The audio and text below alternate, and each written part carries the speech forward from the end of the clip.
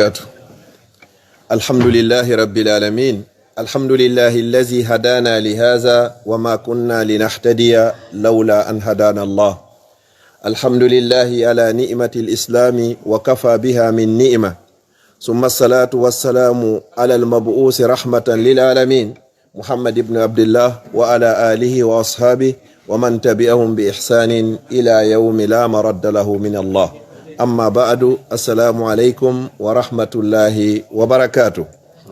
على مسيب جلبة تدوبة تدير بدينا باوين يتودي والله باجو سنيدو وود أمرونكتا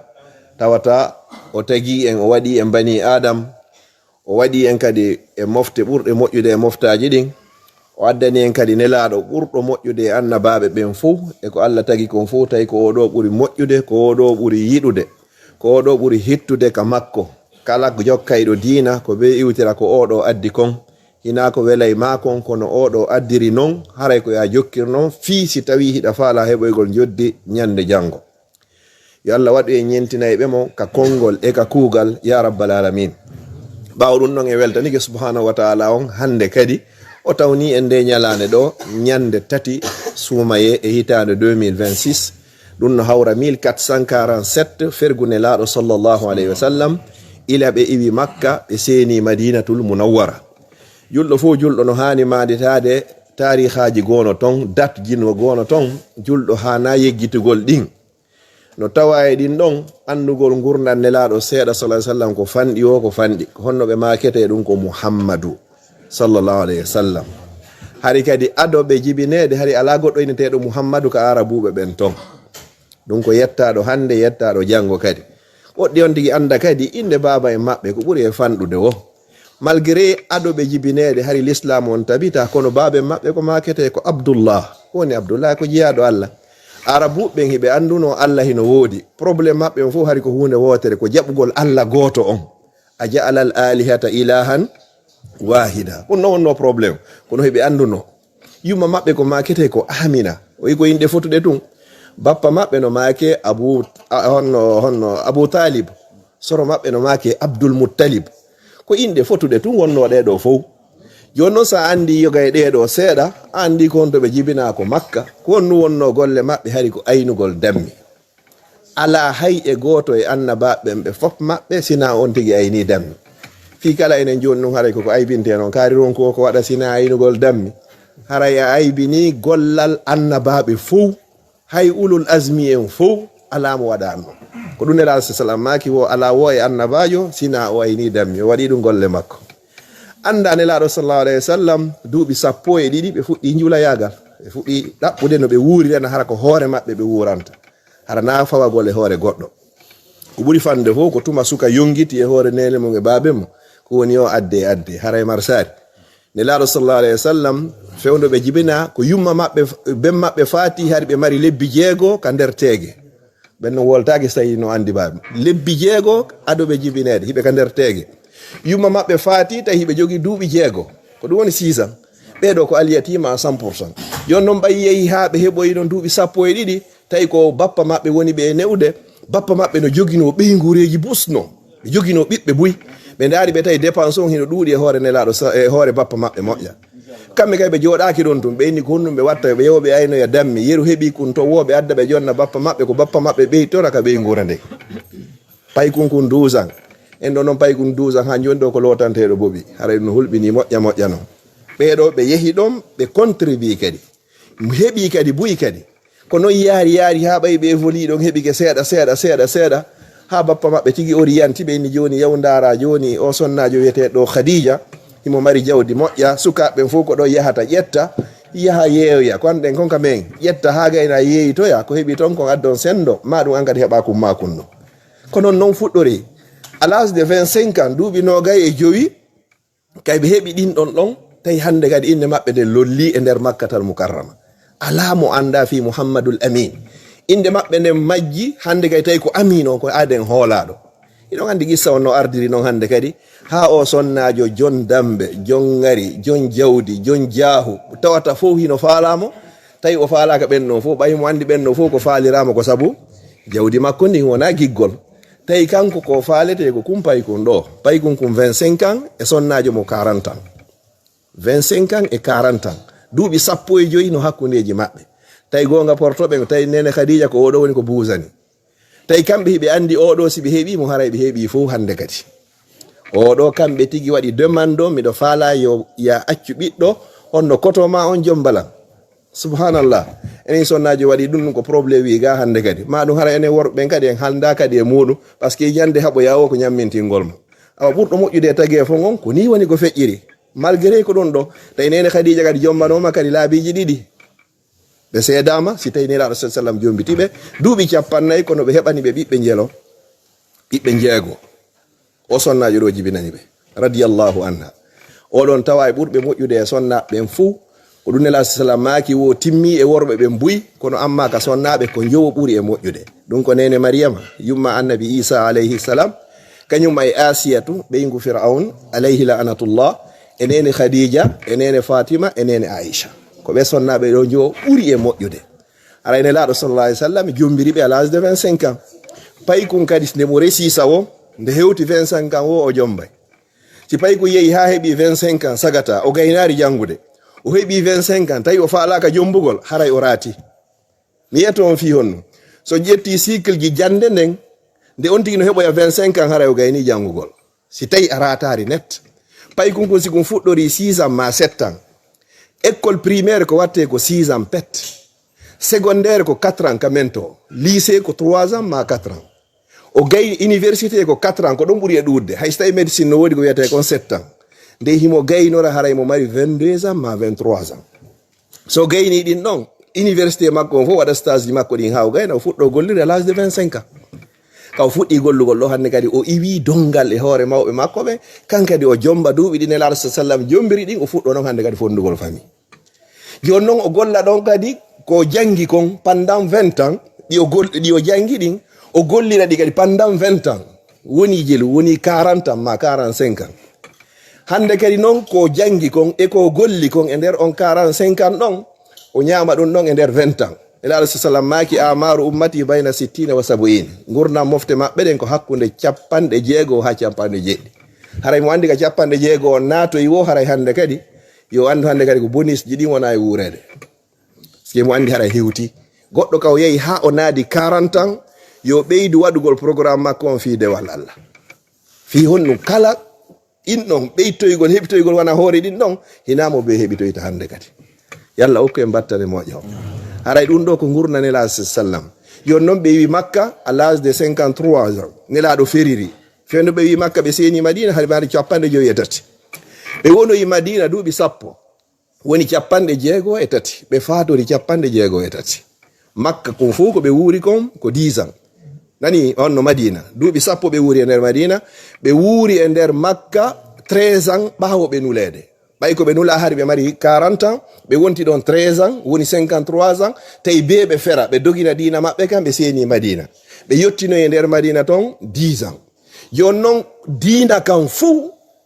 ko ɓe jannaka kako tippina ko pendant 23 ans e nder duuɓi 23 tawi fof timmi hande kadi mission on noon enen noon a yeeɗo goɗɗo wonɗo ɗo 23 ans o timmini 23 ans e nder Occident hara o hunjaki juso amma wata firde juso amma haray Europe o welirima kono haray mankiri sengo goo kadi ɗon woni goo Qur'ana on fof les 114 sura temedere e 14 ji ɗin fof koye nder ɗiɗo duuɓi woni ko tippi suratuji temedere e 14 juso aji jelu woni ɗon juso aji 30 hisbaji 60 suratuji 28 28 sura ɗin noon ko tippi ko e nder 10 ans ɗum ko Madinatul Munawwara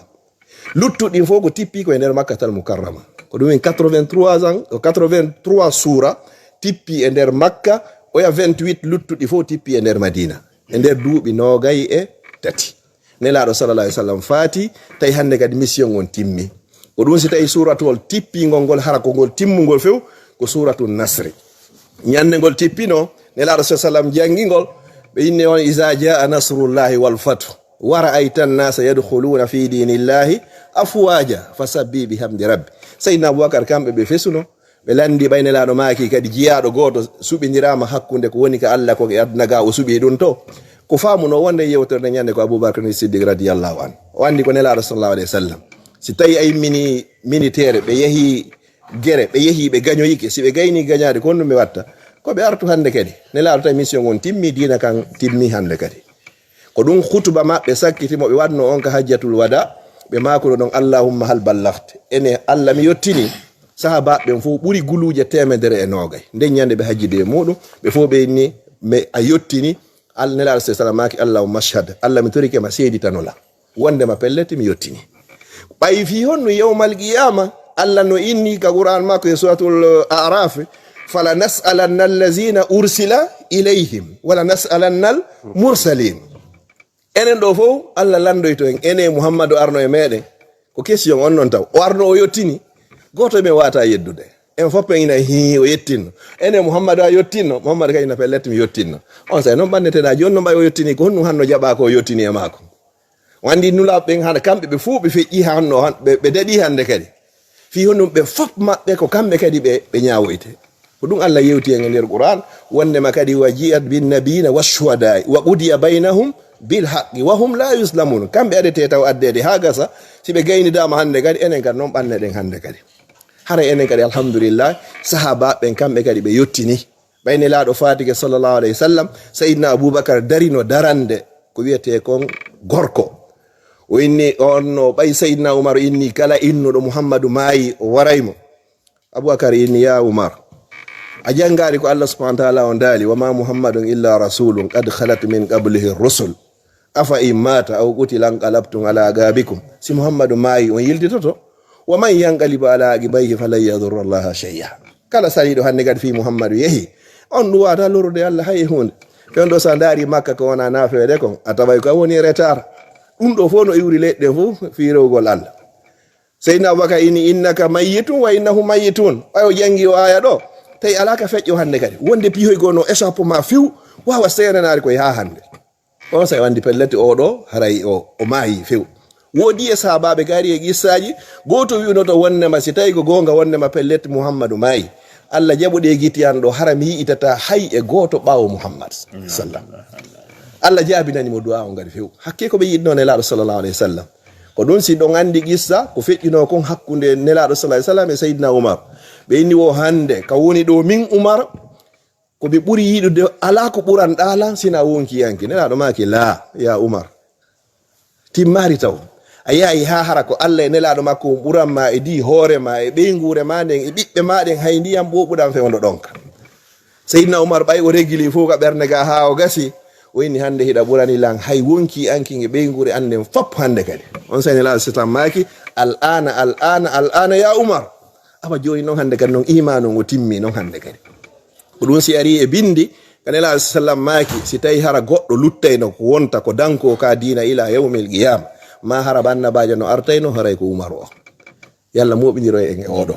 enen odo ko mantetedo waccetedo teddintedo sabu ko darani dina kan kadi wodi wobbe go kan non fi ya wono juldo tigi ko be yenna oda hoyna odo bimbi kiiti ha ko dum ittirta koje ko dum soccirta ko dum hirtorta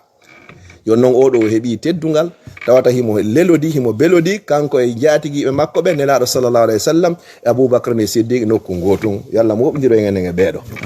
si dum do feƴƴi du lewru sumay do ndu tawi en yo Allah hollu en timmode mayrnum kadi ko yewteten do ko tobbere wotere hadiseji tati inshallah wo ko fadlul infaq fi sabilillah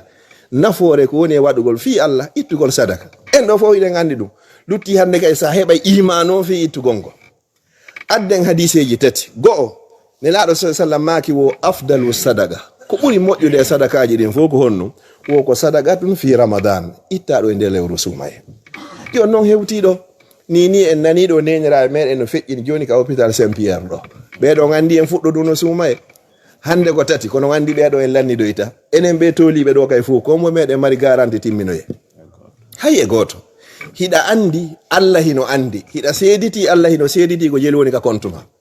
hida andi allah hino andi ko jelo huntinda ila sumaye kadi foddi hida andi pellet ko allah hokuma nden jawdi hida andi pellet mo wayde jabitude kadi hi a anda mi anda ko andi wo ko allah ko honde tuma malakul mawti fottoto goto meden anda jon non kon ko jogida don ta anyan hoore ma de ko hoore ma ko fi honnum bani adama so yehi ha o nangodiri e mayde den net a yiinde so yelike don fi yo artu e aduna ko fiitun hara yo ittu sadaka o debaraso e dendangal jawdi ko jogi ko hande kadi fa asaddaqa lawla akhartani e Allah hara nennanay lando gokku mi immo ka labtane do mi hota ka suudu mi yami vida compte ji anni fop fa asaddaqa mi itta sadaka wa akun milatu min as-salihin jihado e moƴƴuɓe jaka yo itto wa sadaka ko jihado e yimɓe moƴƴuɓe sa ittata e sadaka mafhumu aya on atawa kay moƴƴuɓe annabi ibrahima en fof ko torino annabi yusuf en fof moƴƴuɓe en fof ko torino wa akum min as-salihin ko ya watti dange moƴƴuɓe neɗɗo itto wa sadaka ko adem moƴƴo jon non calculi ɓeygure ma nden musidal ngal bolodira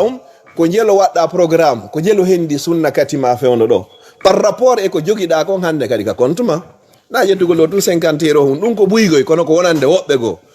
go on toon 50 euro no fanɗi par rapport e ko ɓe jogi ko a tawa ɗi jogiɗa ɗin ka Allah naɓuma ɗon e hakkude musidal ma e bolondama goto hana ronkugol heɓugol sunna kati an hiɗa ɗon an tun e wonki mako on yewta dara ɓe mi ɓuraɓe hay e hunde kono Allah ɓurnilan e hoore ɓe fiw o jonnilan ko jonnari ɓe no gasa nenan kaari yayan kaari bappan kaari kotan kaari ɓe kawtal ɓe anda ɓe mara hay e goto yaltuɗo min wo ɓiɓɓe awwo miñiraɓe am fof meɗen leyɗe Allah jonni men kadi ko ɗum hadi menen kadi men holla ɓe e pellete Allah ɓurni men Allah no yiɗi inna allaha yuhibbu iza annama ala abdi an yura asaru ni'ma Allah no yiɗi so nemi nima yo batte nema on yi'o e ma wata suuɗito ko Allah jonnuma Allah jonnima o jonnari oɗo yo ɓangu e ma zalika fadlullah ɗum ko ɓural Allah no yu'tihi man yasha komo fala o jonnata ɗum si tawi Allah jonnima ñamete on yo yeɗɗu si Allah jonnima ɓorneterndi yondi yeɗɗu si Allah jonnima mbaɓɓaterndi yondi moƴƴu si Allah jonnima hoɗande nde yo moƴƴu si Allah jonnima ko ɗiɗo wawɗa waɗande hoorema ɗaɓɓa ɗiɗo fop batte o yiya e kaari no jogi ñande o jaɓiti o kadi o jaɓiti kono dumoɗa e du'a ko nela islam ma kayno allahumma inni a'udhu bika min zawali ni'matik Allah mi torike ma wata neminan naɓalan ha dowga ñande go jaɓita fof wata hawwulu afiyatik wata yewkadi ha jonnalan cellal ñande go jaɓita fof wa fujaat ni'matik mi torike ma wata juhiran kadi lette maɗen e nawnaji e tampere e sonja wa min jami'i sakhatik miɗo molima kadi ya dandan immorde dendagal tikke maɗen kadi julɗo fof julɗo no hani wullude Allah yeeso o duwaɗo tentini ka o sujji ɗon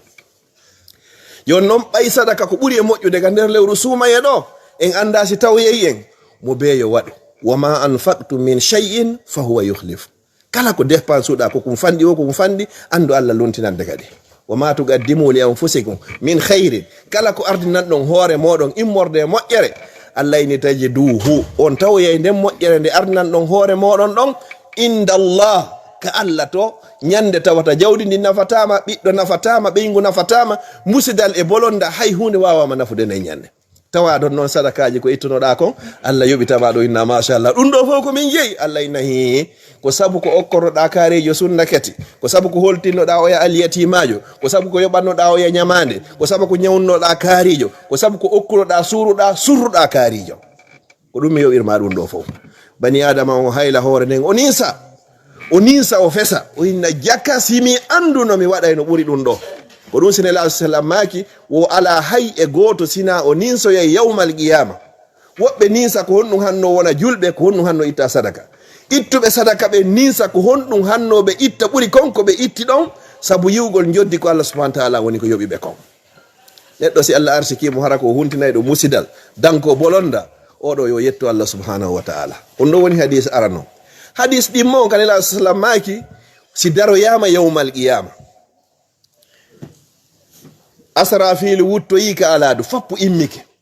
mo be immike ka qabru muɗum hara hay mora hun gara ala e muɗum no on tigi tagirano non hara fop ko non hay ko on tigi teddinano kon hara no arti yalta ka qabru ma kala ko gollunoɗa moƴƴi boni hara hiɗa rondi sute honto ka wiyete ko mahshar ka wiyete ɗon dargal ko inana dargal e nder mo darga hino toon daragol joɗagol ala ƴomminagol ala ɓaragol ala nafere kam walagol yahe dare ɗon duuɓi jeli duuɓi temedere no dara goto susata uditude hunduko mum lando Allah ko fihon ko yawma yaqumu nasu li rabbil alamin fappu daro nen ñande no dara ko ɓurata mettugol subhanahu wa ta'ala fof ne ñande ko neɗɗo fewta ɗo inna Allah accana amma ka aduna ga ko ɓurata mo welde fof koye fewtuɗo Allah inni Allah mi torike ma accana ɗum no welamo bonna hayna Allah mi bonnimagoy kono mi torike ma accana ɗum no welamo kono lakara ɗum woloytake to par ce que laawinoke a wowlare fewdo wowleteɗo joni noon si darama ɗon ka dargal ɗon shahido e nder muɗum darete ɗon dare ha hakke ko jama on sonji e lette woɓɓe lakkere mum nden aranayi ɗum ha ka kolɓule ko ɗon bakkatuji ɗin haaɗi woɓɓe lakkere mum nden ƴawa ha hewta ka koppi ko ɗon bakkatuji ɗin haaɗi woɓɓe ara ha ka keeki woɓɓe ara ha ka ɗo ka lokko ƴere dani woɓɓe muta few e lakkere muɗum nde ilata kan nde yahana oɗa ko yo ƴaw e ma ko a woni mutude e nder muɗum si jama on sonjike haaɗen andi ko honno ɓe wiyata kon hadis juutuɗo ɓe inna Allah joni min faala tun joni ya ñaawo hakkudeji amen ɗo hay si tawi ka yiite men yahata sabna ɗo men sonjike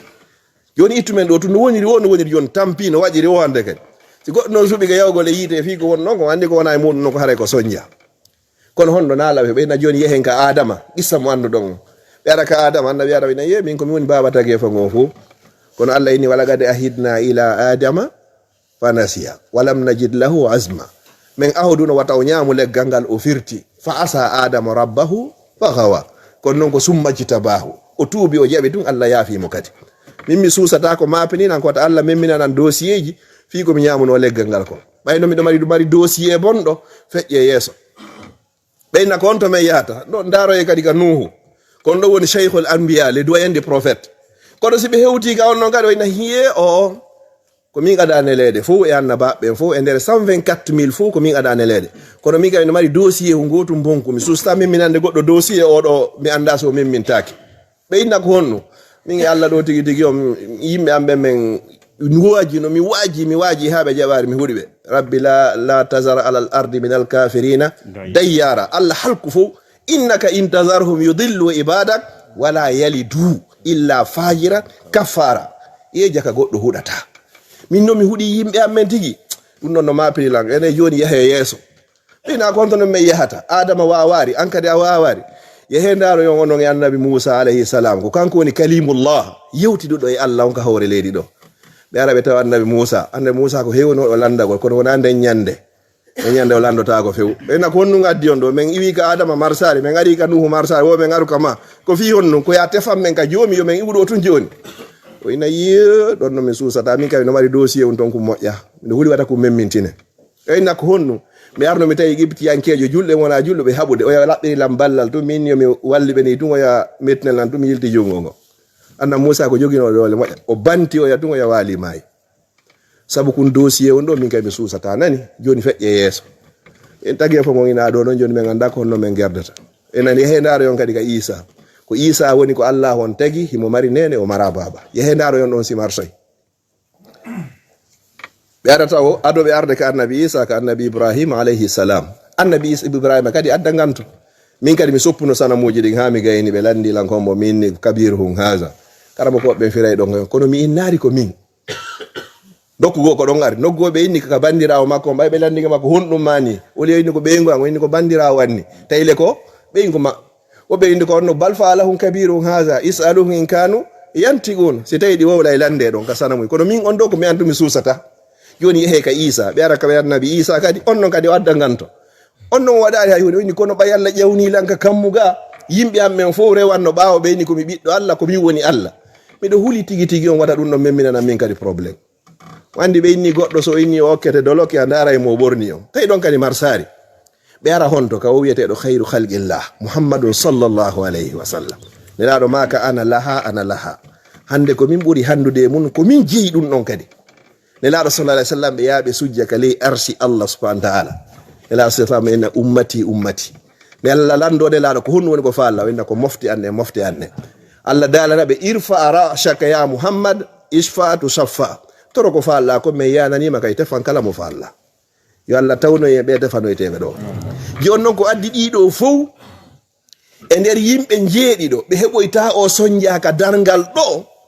ha yehe ɓe annabaɓe ɗo fof hino tawa toon neɗɗo ittuɗo sadaka o suuɗi sadaka on hara jungo makko nano ngon wawari andude ko goñamo o okkitiri tertini ka lewru suumaye ɗo ni mo be meɗen no andi hewta ha ka ara ɗo joni hiɗa andi ka mon ka musidal fuuta tawata handuɓe ko wiyete kon ittanede sadaka, handuɓe e coñci julde, handuɓe e maafe julde, hiɓe haton jini e sukkar e nebban e siga ɗin piiji fof hiɗa andiɓe, Allah hino andi hiɗa andiɓe, an kadi hiɗa andi pellet hiɗa mari ko okkoraɓe kadi. Sa okkoriɓe ko ɗo Allah tawno yeyma o ɗowdinoyde ka ley ɗowdi arsi makko, ñande tawata ɗowdi wo ala sina ɗowdi arsi rahman. Yo Allah suusingen ittugol ngol. Ko ɗo wonno hadisi tataɓon ko jeeɗɗo Allah sifi ɗon, enen en ƴetti tumo hato jinɗen on en jantotoɓe non. Arano on ko imamun adilun, yeesojo nunɗuɗo, ka waɗaɗa yeeso e hoore yimɓe wo nunɗu, siwna ɗum hara heɓi sonja yawmal qiyama. Ɗimmo on ko hombo wa rajulun qalbuhu muallaqum bil masajid, neɗɗo yiɗuɗo hara kala waktuji ɗin fof ka julirde o tottoyta. No tawa e maɓɓe kadi wa rajulun zakara Allahu khaliyan fa fadat ayna, neɗɗo andi tawiɗo fi lakara fi mayde ha wulla. No tawa e maɓɓe wa rajulani tahabba fillah, e yimɓe ɗiɗo yiɗidirɓe fi Allah, na fi intérêt wo, oya no iwri pôle, oya no iwri sitto, ɓe yiɗidira fi Allah hara na fi intérêt aduna yanko wo. No tawa e maɓɓe kadi hombo wa rajulun tasaddaka bi sadaqatin fa akhfaha hatta la ta'lama shimalu ma anfaqat yamin, o mo inuɗen ɗo joni itti sadaka hara gonano andari ko goñamo okkitiri. No tawa e maɓɓe kadi wa rajulun da'atuhu imra zata mansibin wa jamalin fa qala inni akhafu Allah, sifa annabi Yusuf, debbo sonnajo dariɗo piiji ɗin fof hino timmi, o inimiɗo faala e waɗu ko Allah yiɗa yarlaki, ɓena yeɓe susata saloroɗa hara ko fi Allah. Oɗo ɓeɗo yimɓe jeeɗiɗo Allah ɗowdinoyeɓe ka lewɗodi arsi maɓɓe. Dari noon sa itti sadaka ka suumaye ɗo ɗum a tawnoyte e ɓeɗo sonja yawmal qiyama hay hunde ala andoyde, saabu 50 € mama 100 € mama 550 ma ɓuri ɗum. Wallahi no woɗɗo ƴettaɓe 500 €, 1000 €, 2000 € dépense hara hay hunde dérangeare économie maɓɓe. Waɗan ɗum ɗon hoorema a anda suumaye si tawoyte, wata habbo ɓiɓɓe ma no waɗanma, ta habbo sonnajo no waɗanma, ta habbo modibbo no waɗanma, ta habbo musidal e bolomda no waɗanma. Ñande mayɗa ɓe ƴetta jawdi aliyatimani fof ɓe hirsa nayi ɓe poto patanno ko hoore maɓɓe ɓe weldani, na ande ɓe welnani, na sadaka fima non, ko sadaka fi maɓɓe non. Kota ɓe ari ɓe ñalla ɗon fof fima hande kay ɓe ronka heɓde ko ɓe ñaama, woɓɓe no yuri nokkeli goo fof ɓe ñaama ɓe welto ɓe pota patanno. Han hiɗa waali fure hiɓe poɗodira ton kadi, ɓeɗo heɓari keɓal, ɓeɗo wernaka, maafe on yonaɗo, yewɓe noon fatunde. Kondo yurmede ko ɓe yurmima ɗon fus ɓe yurmakama, hiɓe etade ɓe heɓa ɓe okkortano ɓen fof, kamɓe kadi ɓe profita, he awa etuɗen doy doy heɓen ka yimɓe ɓen tawa en, na fi Allah. Ko ɗum ɓe wetta ɗon hande kay, ɓeeto ka yimɓe ɓen tawa ɓe, kamɓe on ɓe surro an no wanirɗa to wo hande kadi goto anditata fima. Woɓɓe yahide ɗo ina min mi anda hay ko fewndo leero ɓe ƴetti fure on, mi anda ha surroɓe arti, ndaari noon ɓe andari hay ɓe andari l'islam fou de toi. Wallahi ko jawdi ande ɓe ñama e maximum e jawdi mani, wallahi ɓe organise ɓeɗo no arde, ɓeɗo no arde, ɓeɗo no arde. Joni noon sa waɗani noon hoore ma joni, wallahi mo ɓe waɗan hoore mum ko adi o waɗanede. Wa akhiran komi darnita yewtere ande nelaɗo sallam maki ko hadisi kadi jogodirɗo e oɗo, wo kullu mri'in ma ɗum kullu abdin tahta zilli sadaqatihi yawmal qiyamati hatta yuqda bayna al ibad. Ko be meɗen ɗo yo andu si daroyama ka dargal ɗon ko yeru ko ittenoɗa sadaka kon, ko yeru ɗum ɗon heɓoyta ɗowdi ka dargal ɗon. Si tawi a ittigo kunni ɗowdi mani ko non foti, sa itti boyi ko non ɗowdi mani foti, no faaliraɗa heɓoygol ɗowdi wo hara heɓoyta sonja dargal ngal ko non yañirta sadaka ma on. Mi toriki Allah subhanahu wa ta'ala on, yo Allah okkor en ko laaɓi ko ɗuuɗi ko dagi ko waɗa barki. So okkori en kadi yo Allah wurtu ɓerɗe meɗen orka en iman wawgol okkitirgol sifa Sayyidina Ousmane e Sayyidina Aboubakar. Ittugol sadaka jawdi muɗum ɗum ko iman molanan non.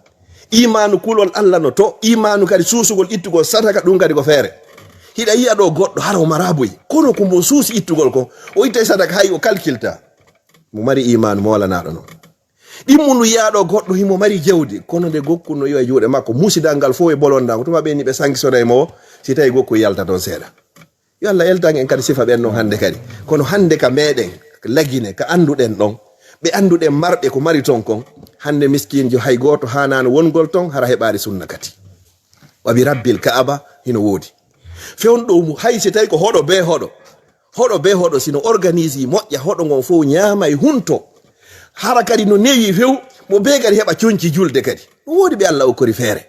No gasa antiki ka hoɗo ma ton, amma a tawaka e marɓe ɓen ha, kono on ɗiɗo on tato son jonnidiri ɗon juuɗe joni ɓe heɓa hay say ko mboyri. Hara nayi goɗɗo jooɗi mo hoori janngo kadi ta hara ko numi huntorta. toriki Allah subhanahu wa ta'ala Allah hoynani en yo Allah hoynan kala sattirado mi toriki Allah tawni en du lewru yo Allah tawni en kay timmode nen no wonirden ka der juulirde do ni bawo o waqtu do kala mardo do ande yo Allah ittammo kala ka juldo ani ma anira yo Allah ittammo ande makko kala ka juldo nawni ma nawnira yo Allah dikkimo kala ka juldo fati ma fatora yo Allah yafum mawbe men hikkibe yeso be fop yo Allah yafobe mi toriki Allah yo Allah tawhara be fofibe newende kala wondo ton e sattende yo Allah ittimo don nabamo e newende yo Allah huuri en ko yafora en yo Allah dandu en ala e wawata e jogede yo Allah wadu golle men fu hara ko fi Allah yo Allah dandu en shirkangol mo hara hiden andi yo Allah dandu en shirkangol mo hara en anda yo Allah dandu en gollirgol yingo yo Allah dandu en gollirgol nani yo Allah dandu en ala e wawata e jogede yo Allah dandu en basal wirtaygal yo Allah dandu en kadi ngalu bewnaygo rabbana atina min ladunka rahma wa hayyi lana min amrina rashada subhana rabbina rabbil izzati amma yasifun wa salamun alal mursalin walhamdulillahi rabbil alamin